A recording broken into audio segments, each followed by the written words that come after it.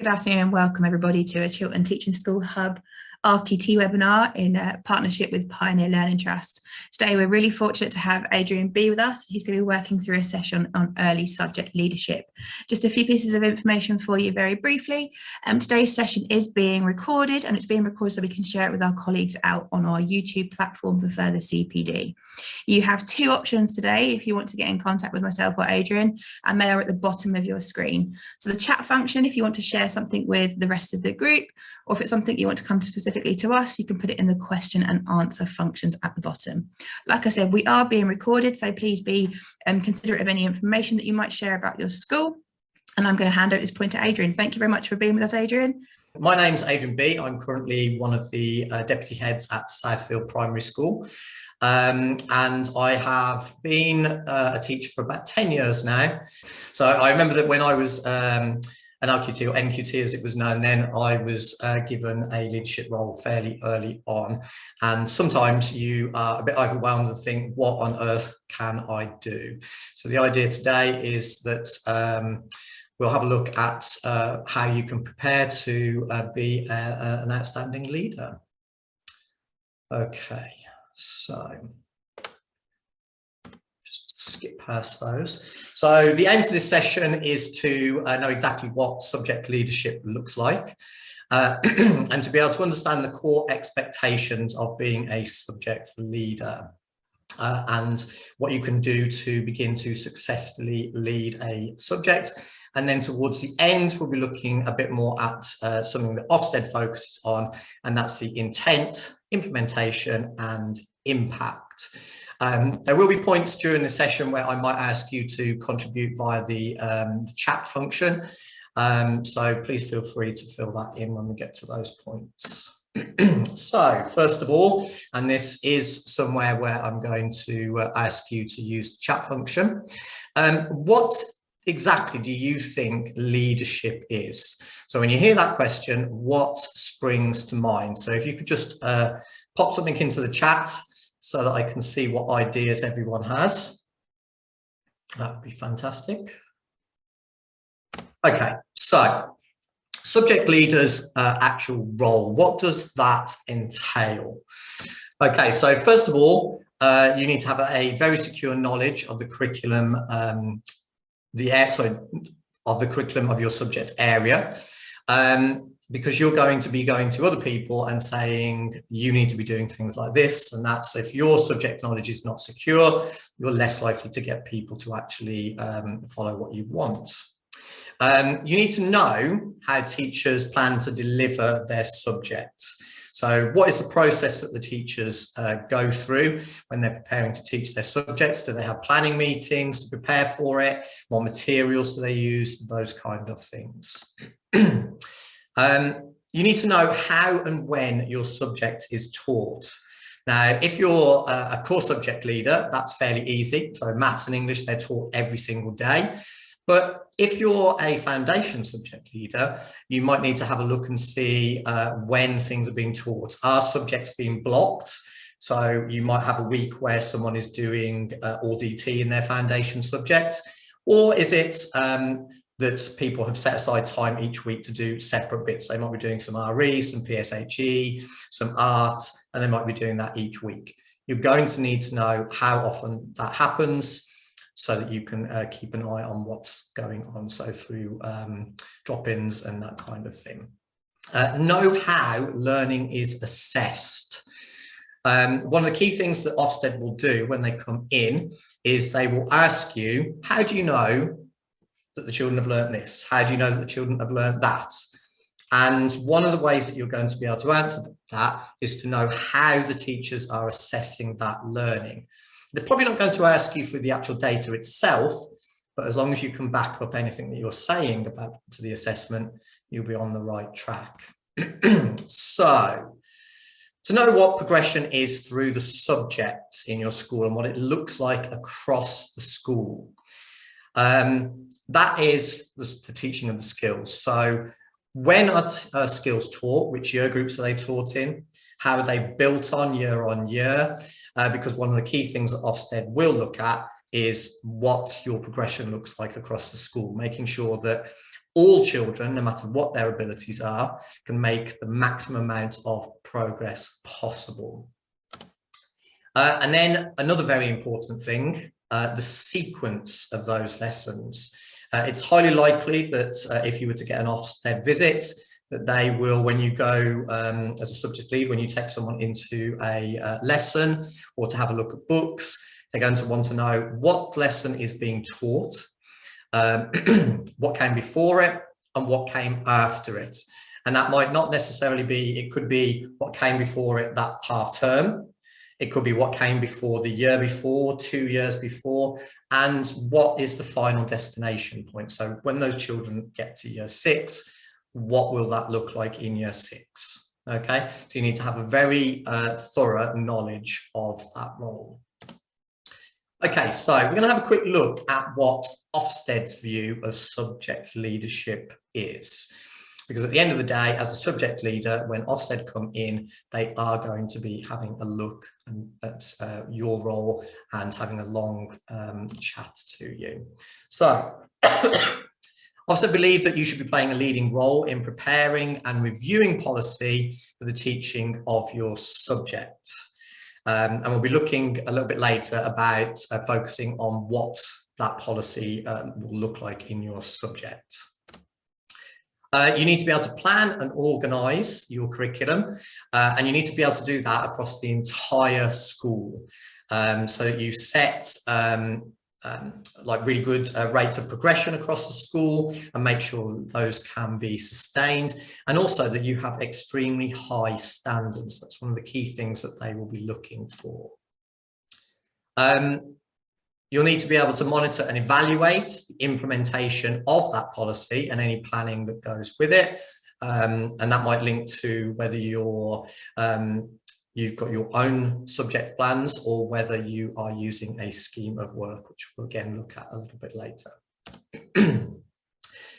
You should be regularly and systematically providing the guidance to your colleagues so that they know exactly what it is that they should be including, what the content should be, how you want your subject to be taught, and also the type of resources that are available for use. And obviously you need to be able to oversee any kind of assessment and recording of pupils' progress for your subject, but that will be in line with your school's own assessment policy. Okay, so successful leadership involves lesson observations. So you need to be able to go into lessons. You need to be able to say what you're seeing, what is going well, what could be improved, that type of thing. You need to have the ability to work alongside colleagues. So there are all sorts of different leadership styles available. I personally have always found that having a more sort of collaborative style of leadership has always worked very well for me, because at the end of the day, although I lead a subject, I don't necessarily know every single aspect of every single lesson, and it's important to be able to listen to your colleagues and take on board some of the things that they say. You may need to assist with planning, but again, that will depend on whether or not your school is following a particular scheme of work in your subject area, or whether it is that you have designed that yourself. Excuse me just a second. Chairing and leading inset days. This is one of the things that people either love or hate about subject leadership, because you often spend, particularly if you're a leader of a core subject like English or maths, you might spend large chunks of inset days stood up in front of your all of your colleagues in your school. Might not be so daunting if you're a 1-form entry school, but if you're a 4 or 5-form entry school and you might have 100 people in front of you, that does become a little bit more scary. But practice helps with that. Attending relevant in-service training. So this is training for you. or it could be training for others that you have organised. It's important to remember that as teachers, we're on a continuous journey of learning, just like the children. New things come back all the time, and it's good to get into a sort of knowing what training your teachers need. And you may do something like staff surveys to find out about that, or you may already have a good idea about what that might look like. And again, that links back to that, so prompting others to get that training that they need. Most teachers are quite good at coming forward and saying, I'm not very good at this, what sort of training is available, but sometimes teachers sort of like not always able to identify their own needs, and that's where you come along and help. Being able to audit existing resources and advising and sort of like thinking about what new resources you can get and where you can get from them, and we'll have a look a bit more about that a little later on too.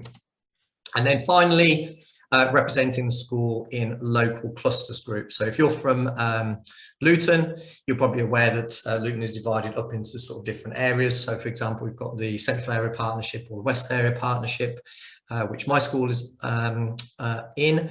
And often as subject leaders, you'll get together to share good practice.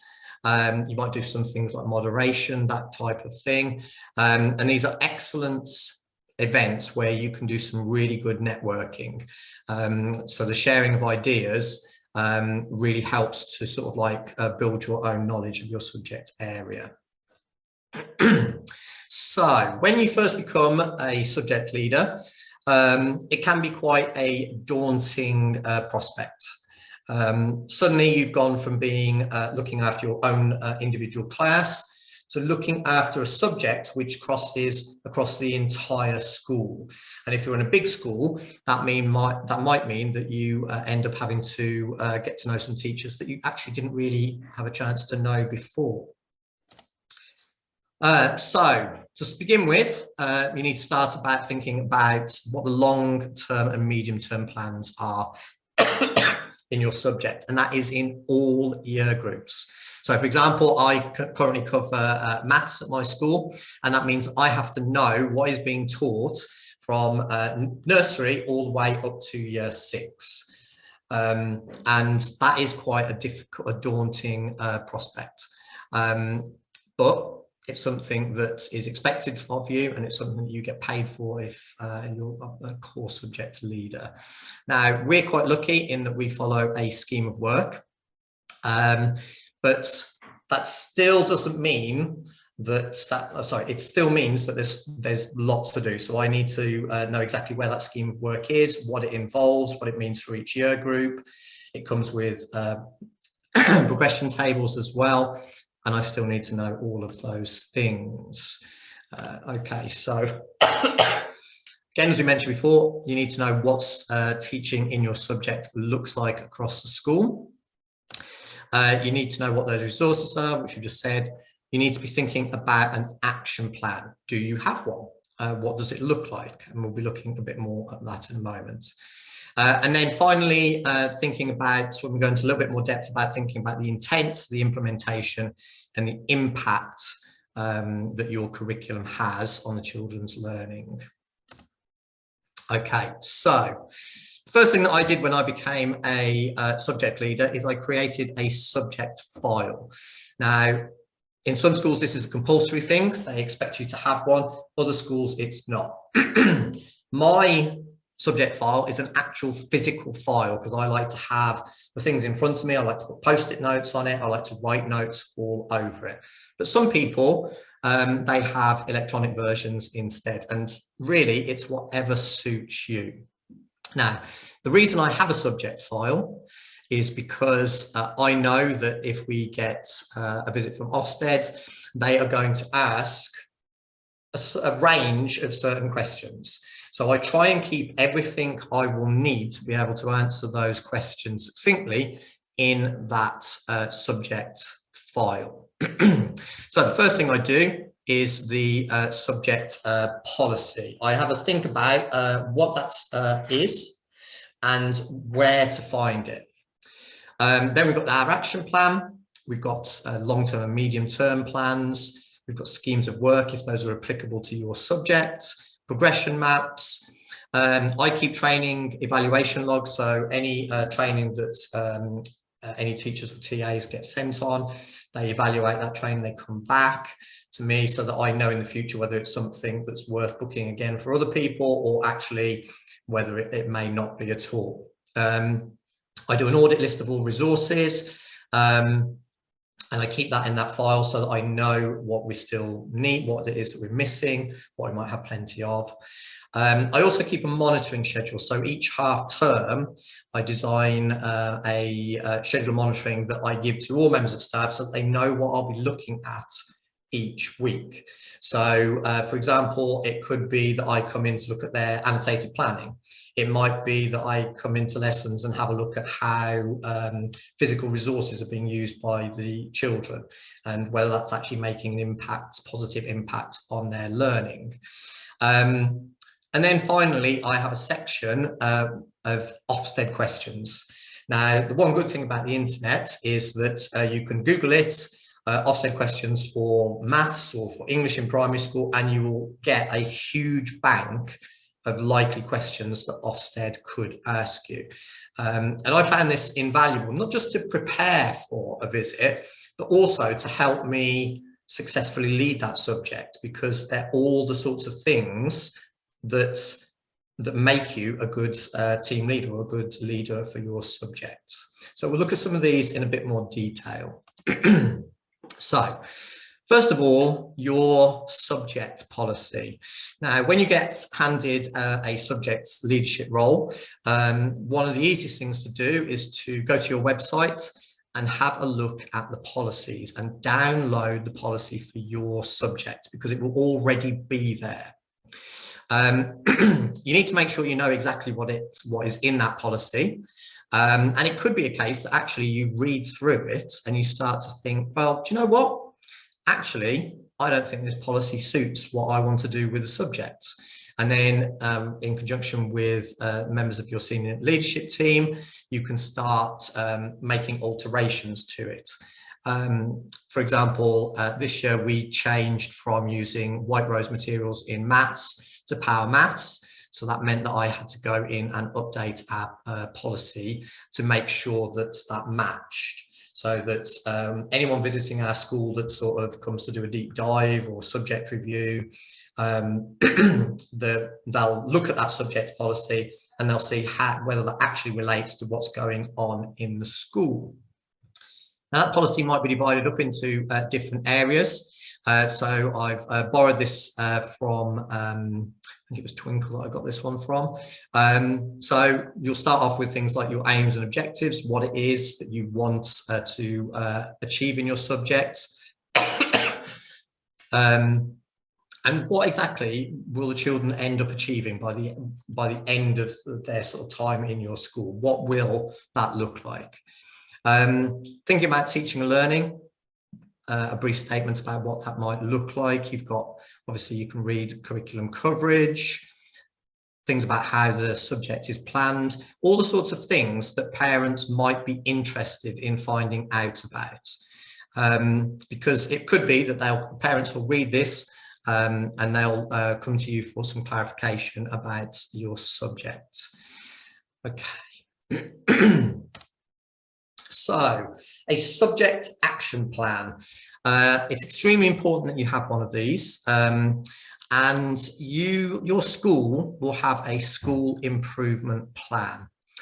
And in that school improvement plan, it will be divided up into different sections, and your subject might be listed in that plan. And if it is, the best thing to do is to check the priorities on that SIP. And align your action plan with those priorities. There's absolutely no point in coming up with an amazing action plan if actually you've already got your SLT, have already specified some actions that as a whole school you want to take. And if your actions don't match that, then obviously that will be a cause for concern straight away. So also, if someone else has done some of that for you, that's one less thing that you need to do. Decide who is accountable for any actions that need to be undertaken during that academic year. And remember, just because you're the subject leader, that doesn't necessarily mean that you have to do every single thing. Part of good leadership is being able to delegate to the right people, so to be able to delegate effectively. And that is something that you're probably going to have to work at, because you'll need to get to know your colleagues very well, know what their strengths are, what their weaknesses are, so that you can delegate to the right people. And once you've done that, make sure you've recorded who's responsible for those actions. And I like to put in a sort of time frame so that I know exactly when I'm expecting things to be completed by. And then I follow those up straight away. Obviously, sometimes because of how things work in schools, particularly at the moment because of the ongoing pandemic, those timeframes might be adjusted, and an action plan should be a working document anyway. So it's perfectly acceptable to sort of end up having to say, well, actually, we couldn't achieve this in this half term, but we think we can do that next half term. And so you adjust your timeframes accordingly. Again, working with your SLT, probably you'll need to set aside dates for any kind of staff meetings for your subject and any kind of training sessions. So these might be on an inset day, but they might be your ongoing CPD that occurs each week. And it's best to get those planned out in advance. No one likes to turn up to a training session to suddenly discover that it's their turn to do it. They've not planned anything. And then really important is identifying your own professional development needs. So when you become a subject leader, you're expected to have a really good and very in-depth knowledge of your subject. And if you feel that that's not the case, then you need to do something about that. And the SLT will completely understand. They're not going to see it as a weakness if you come to them and say, oh, actually, I'm not really good at this particular aspect. Can I have some training for it? They're more likely to respect the fact that you can identify your own training needs, because that's likely to mean that you're going to be very good at identifying the needs of others too. And then identify ways to raise the profile of your subjects. Excuse me. So that's ongoing events that you might do. So it might be one-off events, like a number day, say, for maths. You might run join in on a national writing competition. There are all kinds of things that you can do, but also how can you sustain that raised profile for your subject? What can you be doing day in, day out? So, for example, maths at our school, some of the things that we do is we run continuous competitions for TT Rockstars. And we have display boards which have the sort of like the top 3 children for each given week get displayed. They get certificates. We have special assemblies where success is celebrated across a whole range of subjects, so that children see that those subjects are valued all the time. It's not just like a one-off event. It's something that is ongoing, and that really does help to sort of keep everyone aware of the importance of your subject. Okay, general planning.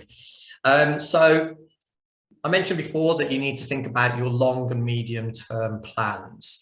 When you take on a subject, you might be lucky in that you've inherited a subject that has been led really well, and there's lots of really excellent things in place, but you might not. It might be that you've been given that subject because a change, a need for a change has been identified, and your SLT thinks that you would actually be a very good person to bring about that change. So when you have a look at those plans, are they fit for purpose? If not, what exactly are you going to do about it? And remember, excuse me, remember that although you're the subject leader, you can still ask for help. So, you know, if you're not sure about something, that's what your SLT are there for. If you do follow a scheme of work, the first thing is locate it, find the planning for it, and make sure that you're very clear on the sequencing of that scheme of work. Because one of the key things that Ofsted will ask is, well, why have you picked this scheme of work? What is the purpose of it? And they will, as I mentioned earlier, they will sort of look at what is being taught at that moment. They will ask you questions about what came before, what is coming after. What is your expectations for planning, for example, in your subject? Does your school have a particular planning policy? My school is fairly relaxed about their planning policy. We don't have to submit plans or anything like that. But this year we brought in Power Maths, which is new to us. And so because it's new, we've altered that policy. So for the next 12 months, we're asking people to sort of print off the planning that has already been done for them so that they can annotate it, so that they can show that they are understanding what that planning looks like. And hopefully, as we sort of come to the end of the first 12 months of that, we'll be able to adjust that and reduce the workload for teachers. Because remember, when a lot of these things that you might be asking people to do, bear in mind the workloads that creates for people. So, what does teaching in your subject look like across the school, and how do you know? Okay, this will be one of the key things that you'll get asked if you get an Ofsted visit. So, first of all, lesson observations. So, have you actually allocated time to be able to go and watch people teach in your subject area? Now, in some schools, that might be you'll get specific subject time set aside that you can ask for, so you can go and do those observations. It might be that traditionally it's members of SLT that goes and does those observations, but you can speak to your SLT and see if you can join those observations. I know that when I first became a subject leader, I found walking around with my then head teacher and deputy head teacher a really, really informative process, because you know they taught me exactly how to what to look for in lessons, how to go a bit deeper, so that you're not just sort of going in and getting a sort of superficial idea of what is going on. So use that as a chance to learn. Okay, so learning walks. This is becoming a more and more common tool. Instead of having a focus on a particular going in and observing how a teacher is learning, you go and have a look at the environment in the classroom. So that could be, for example, if it's English, what is on display at that point in the classroom, and how does it help those children?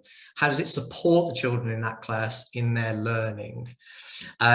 You'll also be able to get a chance to talk to the children themselves, as well as have a look at books and see what your subject looks like in individual classes, and then you can kind of put that together so you get a really good idea about what a subject looks like within a year group, and then you'll see how that looks across a school, and you'll get a very good idea about whether you can see progression or not.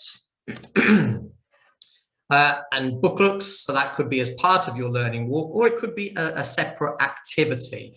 It could be that you've decided that you're going to collect some books in and you're looking at a particular thing.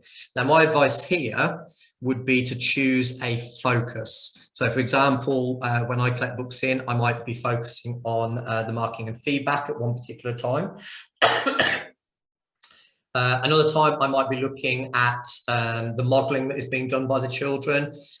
Does that modelling support their learning, so that if they get stuck in that lesson, are they able to go to those models and get some support, so they're not going straight to the teacher for that support? And then think about, how will you feed back to your colleagues once you have done any of these things? Everyone's different, but one of the methods that I like to use is I sort of give, sometimes I give individual feedback. More often than not, I will give feedback as a year group though. And what I tend to do is I do a section, first of all, of the what went well, so that I'm focusing on all the positive things that I see. Because it's very, very easy to go out and look at a lesson and think, oh my God, this was wrong, this was wrong. But the best thing to do is to start from the good points. Think about all the good things that are occurring, and then look at the things that you can tweak or change to make that even better. So once I've given the feedback as what went wells, I then do even better ifs. So I generally tend to focus on no more than 3 at a time, because if you give anyone more than that, first of all, it's disheartening. But secondly, because it can be a bit overwhelming, you're unlikely to get people to make the changes that you want. So it's better to do those in smaller steps. Okay, so I mentioned resources earlier. Now, when you take on a subject, you may have a very good idea already about the sort of resources that are available, but it's more likely that you know what resources are available in your year group, and you might not necessarily know what that then looks like across the rest of the school. So first thing I did when I became a subject leader, and also when I moved to my current school and I took on a subject leader role there, I did exactly the same thing. I went and did an audit of the resources that were available.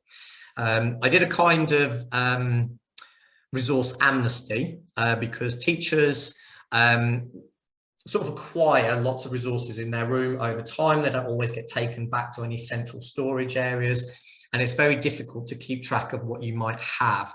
So I got everyone to sort of bring everything into the hall and put them all on tables one evening, and then I sorted through exactly what we've got and make sure that those resources are actually fit for purpose.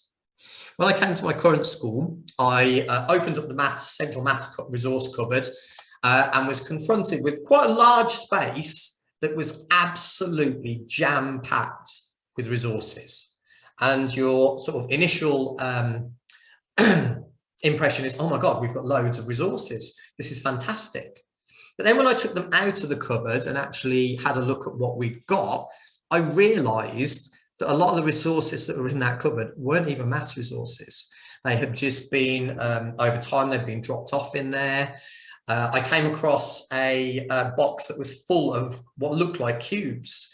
And on one side of them, they were sort of scored 6 by 6. I have never seen anything like them before. I did a bit of investigating to try and find out what it was, but actually it turned out that they were building blocks from one of our reception classes that had been put in there by mistake. So I ended up wasting some time looking at it. One of my colleagues recently took over the geography subject in this school and did an audit of the atlases available and discovered that a quarter of our atlases still actually had the USSR marked on them, and places like Yugoslavia. So countries that haven't existed sort of since the mid-90s, which just shows how out of date some of those resources can be. So once you've done your audit, think about what are you going to do with those resources. So if it's a core subject like maths or English, it's very likely that those resources need to be stored in individual classrooms, and you might have odds things like that you do keep in a central location. Foundation subjects, so for example science, where lots of different year groups are going to be using very similar resources to do investigations with the children, those sorts of things might be better stored centrally. And it's sort of like thinking about, do I need to organise that? Is it already organised? Can people find what they need quickly? Because we all know that time is one of the most valuable things for a teacher, and there is nothing worse than going to look for a resource and discovering that it's going to take you half an hour to actually find what you need. you're almost certainly going to have a budget for your subject, and part of that budget will be for buying new resources. Now, if you're part of a multi-academy trust, it might be that the best thing to do is to get together with the subject leaders in your other schools and think about are there some common resources that you all need, and is it going to be more cost effective if you order them as a mat rather than an individual school? And that way you're much more likely to be able to eke out that budget to be able to get a few more things. Other options, we've done fundraisers in the past where we're looking for a particular resource. So what we've done is we've gone out and done some activities to raise as much money as we can to add to that budget. Also, have a look and see what sort of free projects or resources might be available. For example, we signed up to do an NCETM project at the start of this year, which gave us quite a large number of free resources that came with that project. So it was a very cost-effective way of increasing our resources. Okay, so assessment. Obviously, assessment is something that is incredibly important in your subject. And being able to do it well will make a very big difference as to whether you're leading your subject well or not. So what will marking and feedback look like? So the first place to look is, again, those policies. What is your school's marking policy? Does it fit your subject? Or is it that you're going to need to have some discussions and maybe tweak that policy to get a better system in place? So, for example, lots of schools over the last couple of years have moved away from the sort of traditional idea of marking at the end of every single lesson, so that teachers ended up taking books home every night. But lots of schools have now moved to a focus on more live marking, which has a huge number of benefits. It means that you notice misconceptions much quicker. You can, rather than collecting some books at the end of a lesson and suddenly see, oh, these 4 children got everything wrong. It's more likely that you can actually see that they're going wrong before that and do something within the lesson to actually get them back on track. So live feedback, live marking does work really well. How often is that feedback given? You know, is it an expectation that every single child will get feedback every single lesson? Or is it a case that you might have some focus groups each lesson, and then the other children have they might be concentrating on having peer assessment or self-assessment, and what will that look like? Then what opportunities do those children actually have to respond to any feedback that their teacher gives them? You know, it's all very well spending time putting feedback into children's books or giving them verbal feedback in a lesson, but if they don't have a chance to respond to that, actually that feedback is completely pointless. It's that ability to respond, and then if there's still a problem with their response that you need to work on, you can do that. But if you never give them that chance to feed back to you, your feedback was pretty pointless in the first place. So how will children know how they're doing? So, you know, what system is in place? So if you're giving verbal feedback, that will give them a very good idea. Is it a case that you might use highlighters? Lots of schools use particular colours to highlight things that children have done well, and a different colour where to highlight things that they need to work on. So is that something that is part of your policy? How do children know what it is that they're doing really well with, and how do they know what they need to improve on? So is that a case of giving them some set targets, or is it a case of thinking about specific feedback in an individual lesson instead, where they can focus on that thing immediately, or is it something that needs to be worked on over time? And then how will attainment be assessed in your subject? Are you a school that does regular testing? Are you a school that focuses primarily on teacher assessments? you don't necessarily need to know what that assessment says for each individual child or in a particular year group, but you do need to be able to explain that your assessment feeds into things like planning, and it gives you the ability to know where children are at a given time. Okay, we mentioned progression before. Something that Ofsted will definitely ask you about is what progression in your subject looks like across the entire school.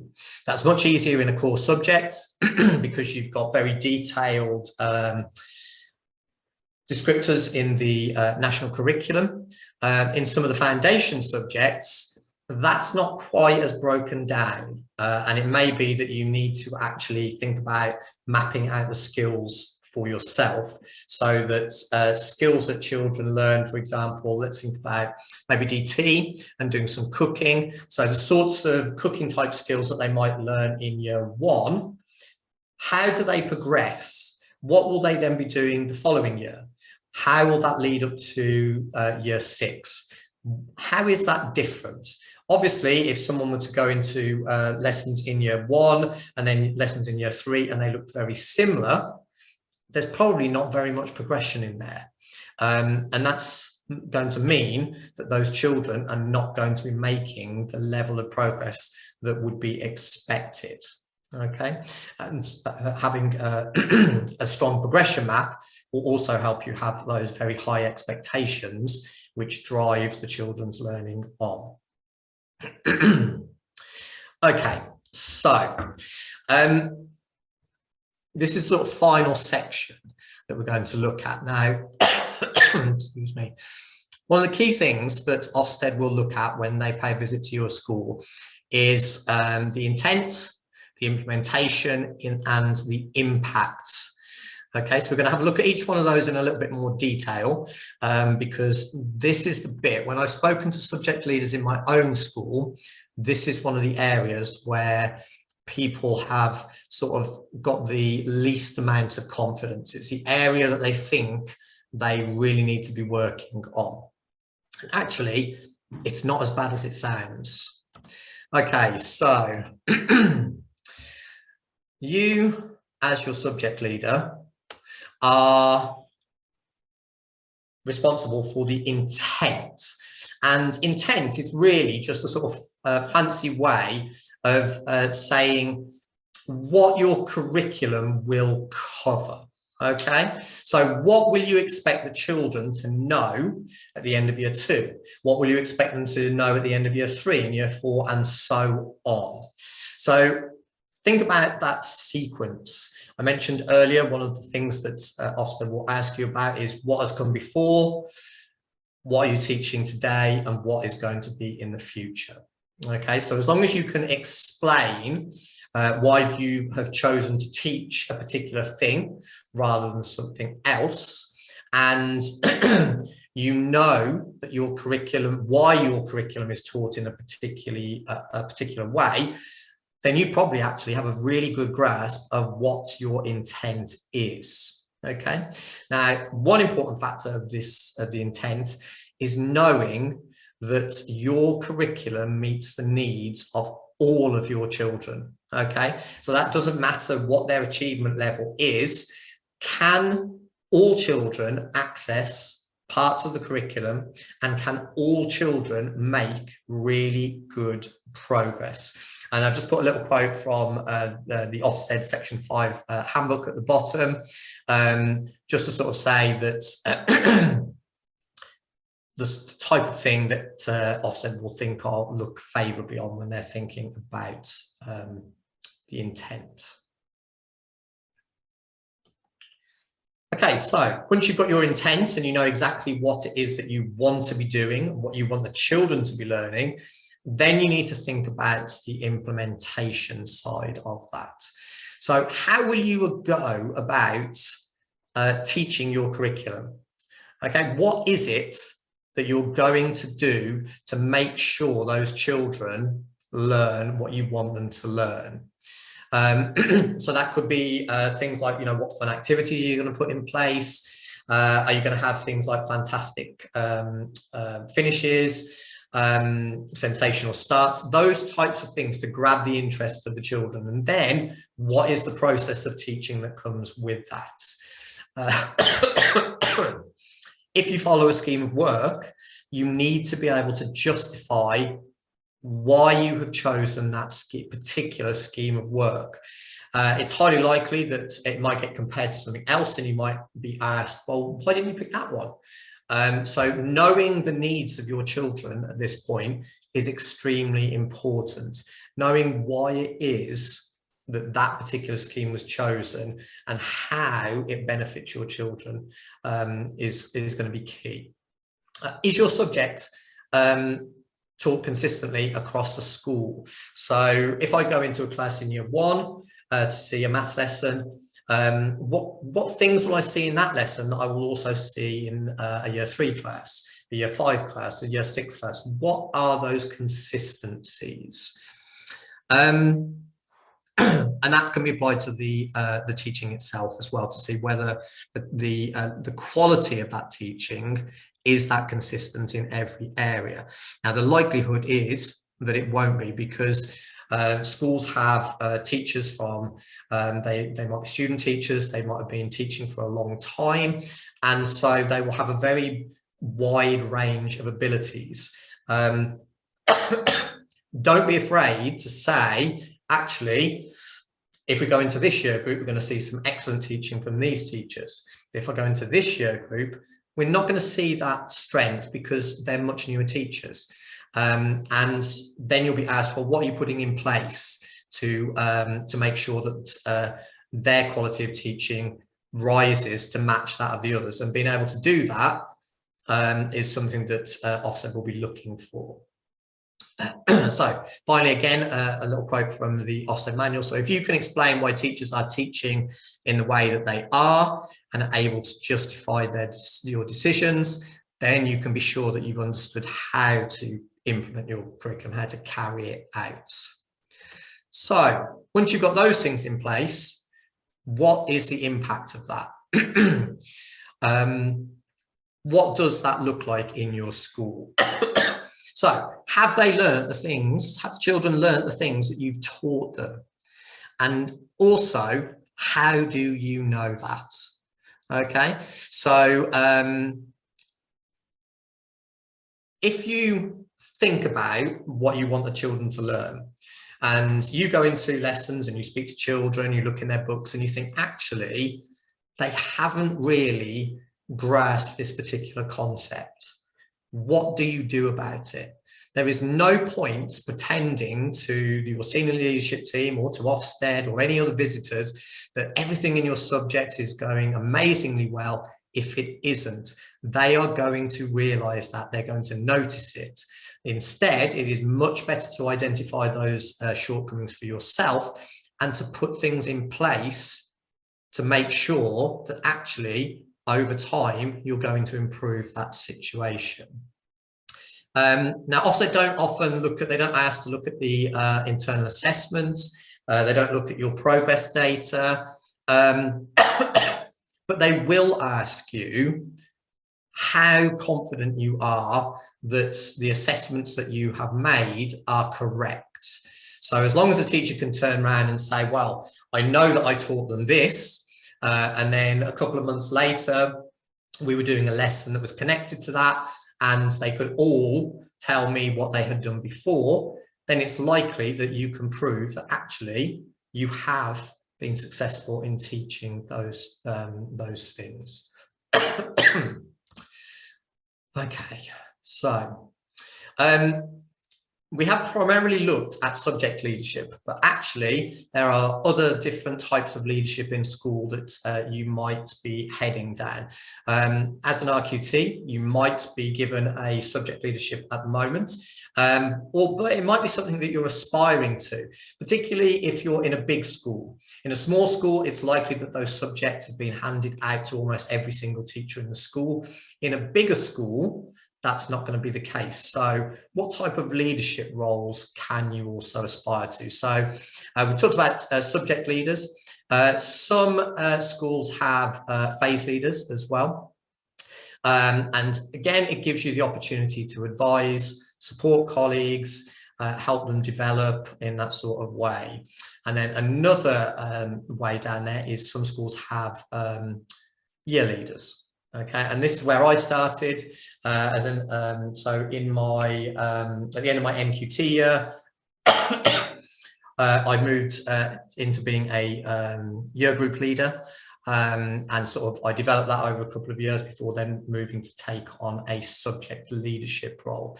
And in some schools, depending on the size of those might actually overlap. You might be expected to be a year leader and a phase leader, as well as a subject leader. Okay, so finally, next steps.